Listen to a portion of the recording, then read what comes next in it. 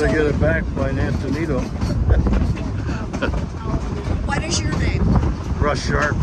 And you worked with Charlie on Yeah. the train on the engines? At AMD, yeah. Oh, really? Charlie. You met Charlie. Oh, you know Charlie? Charlie Rivera. Yeah. Oh, that's interesting that you know. Yeah, I used to sell locomotives overseas for GM. Oh, you did? And Yeah. you sell locomotives. Yeah, first territory was India, Bangladesh, Sri Lanka, Pakistan. Oh, wow. Then Europe as far east as Romania.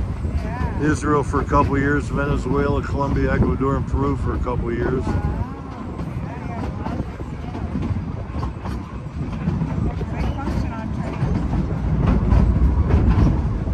Boy, the weather sure turned nice. Yeah.